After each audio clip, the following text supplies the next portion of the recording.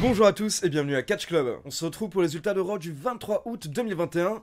Et vu qu'hier soir c'était le premier Raw après SummerSlam, je m'étais dit que peut-être que ce sera comme le premier Raw après WrestleMania chaque année, c'est-à-dire un énorme épisode avec des retours, des surprises, la folie. Eh ben pas du tout en fait, pas du tout, ça a été un Raw tout à fait normal, voire un petit peu répétitif, mais heureusement, on avait une cookie party avec la célébration de Riddle et Randy Orton. Et attention mesdames et messieurs, avant de se lancer dans les résultats, breaking news, ce vendredi le 27 août à 18 h sur Twitch, j'accueillerai Alain Mistrangelo, le doc, qui est donc le commentateur français de la AEW et de la New Japan. On va faire un énorme débrief AEW ce vendredi sur Twitch à partir de 18 h. Rendez-vous à ne pas manquer. Allez, c'est parti, on passe au résultat de Raw et le show démarre avec l'entrée du champion WWE, Bobby Lashley, accompagné par MVP. Et donc bien entendu, le duo se moque de Goldberg, puis ils expliquent ce qui s'est passé avec le fils de Goldberg lors de SummerSlam. Et là, MVP explique que Bobby Lashley pensait que c'était un fan qui l'attaquait, donc il a réagi comme n'importe qui d'autre le ferait, en se défendant. Mais surtout, MVP ajoute que si vous pensez que Bobby Lashley va s'excuser, alors vous pouvez aller vous faire voir, mesdames et messieurs. MVP et Lashley nous disent que Goldberg est une poule mouillée et les fans sont également des poules mouillées, mais à ce moment-là, ils se font interrompre par Damian Priest, le nouveau champion US. Et Damian Priest n'apprécie pas que les membres du Hurt Business se moquent de Goldberg et des fans, donc il challenge Bobby Lashley à un match ce soir. Et là, on peut voir que Lashley hésite, mais Damian Priest lui dit que s'il n'accepte pas, alors c'est lui la poule mouillée. Donc là, Bobby Lashley attaque Damian Priest et après les pubs, on a le droit à notre match, le champion US contre le champion du monde. Mais au bout d'environ 1 minute 30, Sheamus est intervenu pour attaquer Damian Priest. Donc là, on se retrouve à 2 contre 1, mais heureusement, Drew McIntyre vient aider Damian Priest et comme vous l'imaginez, ça nous mène à un match par équipe, Damian Priest et Drew McIntyre contre Bobby Lashley et Sheamus. Donc match par équipe, sauf que hier soir, Bobby Lashley n'avait pas envie. Donc au bout de quelques minutes, il abandonne son coéquipier Sheamus, qui du coup se prend un énorme Claymore Kick de la part de Drew McIntyre pour la victoire. Puis on passe en coulisses pour une interview de Doudrop qui nous explique qu'à la base, Eva Marie lui avait donné ce nom pour l'humilier, mais au final elle s'y est habituée, elle l'aime bien donc elle va le garder. Puis là Doudrop devient sérieuse et elle nous dit que la prochaine fois qu'elle va voir Eva Marie, elle va la démolir, mais là d'un coup justement Eva Marie sort de nulle part et elle attaque Doudrop et elle l'explose contre différents bouts des équipements. Et derrière mesdames et messieurs on enchaîne avec la surprise de la soirée.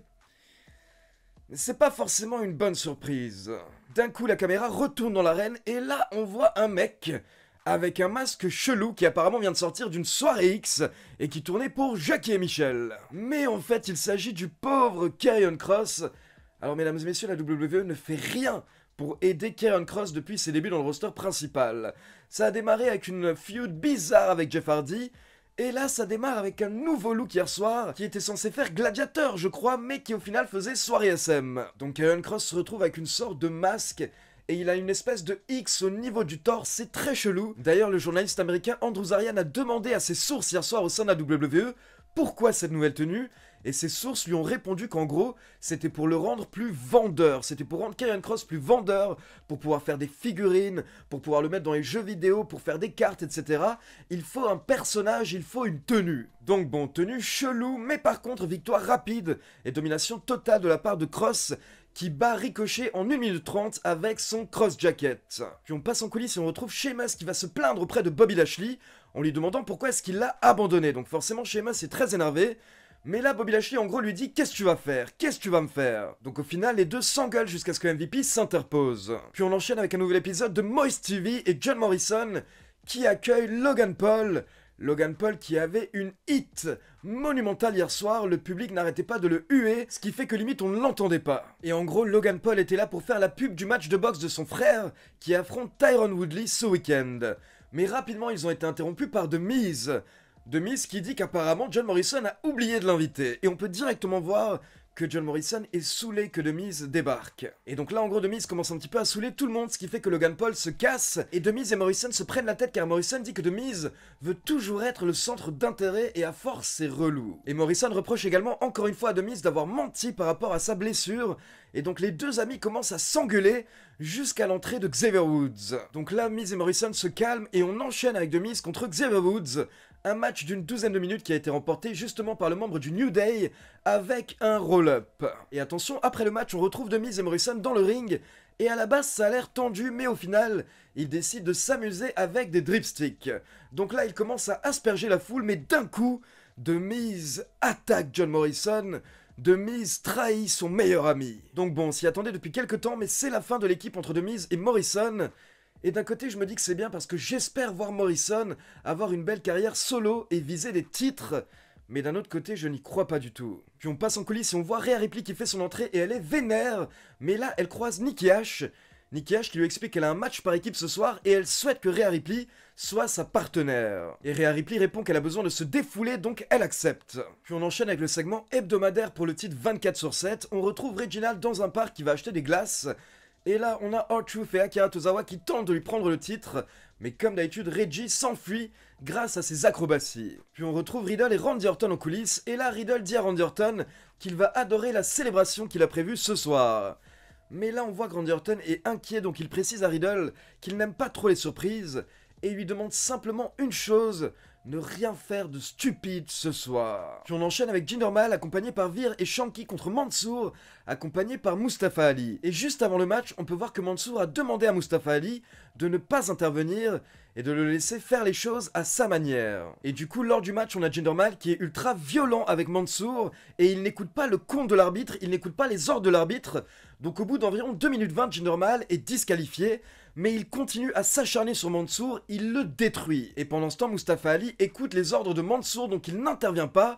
Au contraire, il tourne le dos au ring pour ne pas voir ce qui se passe. Et après l'attaque, Mustafa Ali monte sur le ring et là il dit à Mansoor: tu vois, ça c'est ta manière de faire les choses, mais maintenant on va faire les choses à ma manière. Puis on passe en coulisses pour un petit segment avec Damian Priest et Drew McIntyre, les deux faces, qui se congratulent et ils disent qu'ils vont aller boire des bières ensemble ce soir après le show. Puis on a eu le droit à la célébration de la nouvelle championne de Raw, Charlotte Flair. Donc là, interview très basique, très simple. J'ai envie de dire, ça fait 12 fois qu'on la voit maintenant. Charlotte Flair qui nous explique qu'elle est la meilleure, elle nous avait prévenu, et encore une fois, elle est championne. Mais par contre, ce qui était vraiment intéressant, c'est ce qui s'est passé à la fin du segment, car quand Charlotte Flair a terminé son speech, d'un coup, nous avons droit à la musique de Alexa Bliss. Alexa Bliss qui fait son entrée avec Lily, et elle nous dit qu'elle voulait simplement faire un petit coucou à Charlotte Flair. Puis on passe en coulisses, on retrouve Nia Jax et Shayna Baszler, et Baszler est un petit peu jalouse que Nia Jax ait fait équipe avec Charlotte Flair lors d'un épisode précédent de Raw. Mais Nia Jax explique qu'elle a simplement vu une opportunité de peut-être se rapprocher du titre féminin solo, donc elle a fait équipe avec Charlotte Flair, mais au final, Charlotte Flair l'a utilisée et c'est elle qui se retrouve championne, et Nia Jax de son côté n'a pas du tout avancé. Donc au final, c'était une erreur. Et Shayna Baszler répond qu'elles sont imbattables quand elles sont sur la même longueur d'onde, donc ce soir elles vont le prouver. Puis encore une fois, on a le droit à des vignettes de Elias, qui je le rappelle nous a dit ces dernières semaines que Elias est mort, il a même brûlé sa guitare.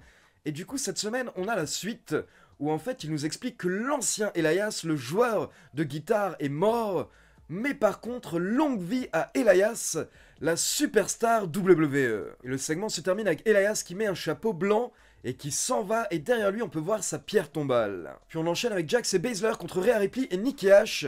Jax et Baszler qui voulaient prouver quelque chose hier soir, mais malheureusement pour elle, ça ne s'est pas très bien passé, car au final, c'est Rhea Ripley qui remporte le match pour son équipe, avec un Riptide sur Shayna Baszler en environ 10 minutes. Puis on passe en coulisses pour une promo sérieuse de John Morrison. Morrison nous dit que c'est terminé de Miz et Morrison, c'est terminé le dirt sheet, c'est terminé les petits clips, les trucs comédie, etc. Il va se débarrasser de ce son of a bitch la semaine prochaine dans le ring. Puis on enchaîne avec l'entrée des RK Bro pour la célébration de leur victoire à SummerSlam. Et donc là on découvre que Riddle a un cadeau pour Randy Orton. Il s'agit bien entendu d'une trottinette customisée. Mais rapidement, Riddle et Orton ont été interrompus par les anciens champions par équipe, AJ Styles et Omos, et ça nous a mené à un match entre Styles et Riddle. Et au bout d'une dizaine de minutes, alors que Riddle était bien lancé, il montait sur les cordes pour effectuer une grosse prise. Il s'est fait déconcentrer, il s'est fait distraire par Omos au bord du ring.